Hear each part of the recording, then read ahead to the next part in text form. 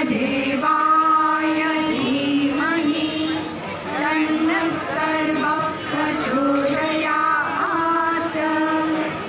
ॐ साईश्वर सत्यदेवाय धीमहि तन्नः सर्वः प्रचोदयात्।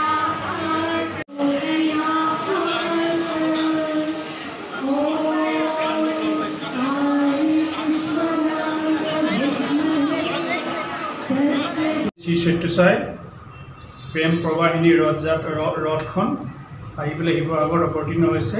এইখন অন্ধ্ৰপ্ৰদেশৰ প্ৰশান্তিনিলমৰ শ্ৰী সত্যসাই বাবাৰ আশ্ৰমৰ পৰা 24 এপ্ৰিলতে তাৰ পৰা আৰম্ভ কৰিছিলে। আৰম্ভ কৰি আহি অন্ধ্ৰপ্ৰদেশ, উৰিষ্যা, ৱেষ্ট বেংগল, ছিকিমৰ পৰা আহি পেলাই আমাৰ অসমত 4 অক্টোবৰত প্ৰৱেশ কৰিছে।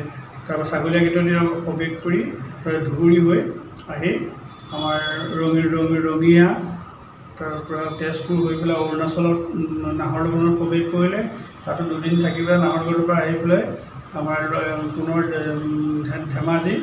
ধেমাজিৰ পৰা আহি পেলাই বগীবিল দলং হৈ পেলাই ডিব্ৰুগড়ত আহিলে। ডিব্ৰুগড়ৰ পৰা ডিগবৈত প্ৰৱেশ কৰিলে। যোৱাকালি ডিব্ৰুগড়ৰ পৰা আহি আজি ডিব্ৰুগড়ত কিছু কাৰ্যসূচী সম্পাদন কৰি আজি আহি পেলাই শিৱসাগৰত 4টা বজাত শিখ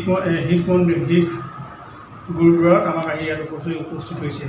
আজি প্ৰায় গধূলি 8টা বজালৈকে আমাৰ বিভিন্ন কাৰ্যসূচী আছে। কাৰ্যসূচী আমাৰ 8টা বজাত সামৰণি পৰিব। পুনৰ কালিলৈ 4:30টা বজাত ওমকাৰম সুপ্ৰভাতমৰ নৱসংকীৰ্তনৰ কিছুমান কাৰ্যসূচী আছে। 7টা বজাত নাম পাঠ কৰা হ'ব।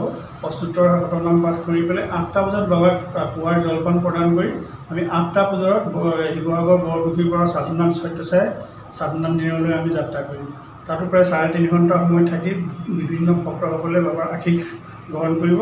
তাৰপিছত আমি শিৱসাগৰ চহৰৰ মাজতে দিখৌ ব্ৰীজলৈকে আমি তাৰপৰা আগবঢ়াই দিম। তাৰ পৰা আমি যোৰহাট সমিতিক গৈ পেলাই যোৰহাটৰ থানাৰ সন্মুখত যিটো সত্যসাই সাধুনাথ তাত আমি তেওঁলোকক এই ৰথখন প্ৰদান কৰিম।